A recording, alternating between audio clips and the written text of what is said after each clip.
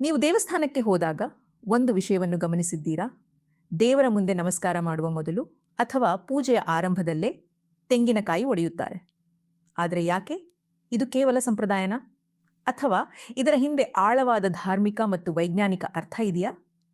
ಇಂದು ಈ ವಿಡಿಯೋದಲ್ಲಿ ದೇವಸ್ಥಾನದಲ್ಲಿ ತೆಂಗಿನಕಾಯಿ ಒಡೆಯುವುದೇಕೆ? ಅದರ ನಿಜವಾದ ಅರ್ಥವನ್ನು ತಿಳಿಯೋಣ. ನಾವು ಮುಂದುವರಿಯುವ ಮೊದಲು ಈ ವಿಡಿಯೋವನ್ನು ಸೇವ್ ಮಾಡಲು ಮರೆಯಬೇಡಿ ಮತ್ತು ಕನ್ನಡ ಲೈಫ್ ಲೆಸನ್ಸ್ ಚಾನೆಲ್ಗೆ ಸಬ್ಸ್ಕ್ರೈಬ್ ಮಾಡಿ. ಸನಾತನ ಧರ್ಮದಲ್ಲಿ ತೆಂಗಿನಕಾಯಿಯನ್ನು ಪವಿತ್ರ ಫಲ ಎಂದು ಪರಿಗಣಿಸಲಾಗಿದೆ. ತೆಂಗಿನಕಾಯಿ 3 ಪದರಗಳನ್ನು ಹೊಂದಿರುತ್ತದೆ. ಹೊರಗಿನ ಗಟ್ಟಿ ಶೆಲ್, ಮಧ್ಯದ ನಾರು ಮತ್ತು ಒಳಗಿನ ಶುದ್ಧ ಬಿಳಿ ಭಾಗ. ಶಾಸ್ತ್ರಗಳ ಪ್ರಕಾರ ಇವು ಮಾನವನ 3 ಗುಣಗಳನ್ನು ಸೂಚಿಸುತ್ತದೆ: ಅಹಂಕಾರ, ಆಸೆ ಮತ್ತು ಅಜ್ಞಾನ.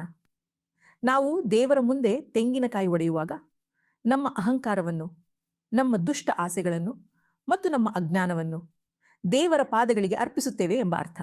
ತೆಂಗಿನಕಾಯಿ ಒಡೆಯುವುದು ಎಂದರೆ ನನ್ನೊಳಗಿನ ಅಹಮನ್ನು ಒಡೆದು ನಿನ್ನ ಮುಂದೆ ಸಂಪೂರ್ಣವಾಗಿ ಶರಣಾಗುತ್ತೇನೆ ಎಂದು ದೇವರಿಗೆ ಹೇಳುವ ಸಂಕೇತ.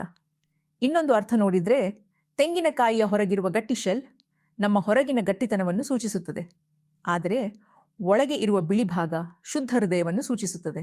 ಅದರರ್ಥ ನಾವು ಹೊರಗಿಂದ ಎಷ್ಟೇ ಗಟ್ಟಿಯಾಗಿ ಕಾಣಿಸಿದರೂ ಒಳಗಿನಿಂದ ಶುದ್ಧರಾಗಿರಬೇಕು. ಇನ್ನೂ ವೈಜ್ಞಾನಿಕ ದೃಷ್ಟಿಯಿಂದ ನೋಡಿದರೆ ತೆಂಗಿನಕಾಯಿ ಸಂಪೂರ್ಣವಾಗಿ ಸಾತ್ವಿಕ ಆಹಾರ. ಇದರಲ್ಲಿ ಯಾವುದೇ ನಕಾರಾತ್ಮಕ ಶಕ್ತಿ ಇಲ್ಲ ಎನ್ನಲಾಗುತ್ತದೆ. ಆದ್ದರಿಂದ ದೇವರಿಗೆ ಅರ್ಪಿಸಲು ತೆಂಗಿನಕಾಯಿ ಅತ್ಯಂತ ಯೋಗ್ಯವಾದ ಫಲ.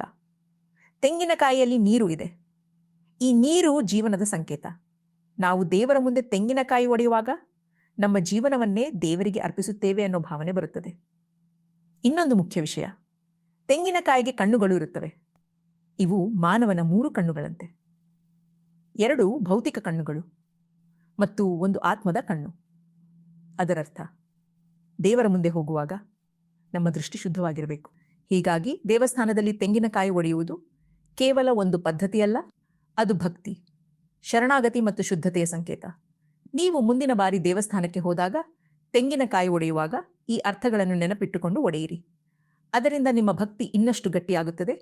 ಇಂತಹ ಧಾರ್ಮಿಕ ಅರ್ಥಗಳು, ಶಾಸ್ತ್ರೀಯ ವಿವರಣೆಗಳು ಮತ್ತು ಜೀವನಕ್ಕೆ ಉಪಯೋಗವಾಗುವ ವಿಷಯಗಳಿಗಾಗಿ ನಮ್ಮ Kannada life lessons YouTube channel ಅನ್ನು ಸಬ್ಸ್ಕ್ರೈಬ್ ಮಾಡಿ ಮತ್ತು ಈ ವಿಡಿಯೋವನ್ನು ನಿಮ್ಮ ಕುಟುಂಬದವರ ಜೊತೆ ಹಂಚಿಕೊಳ್ಳಿ.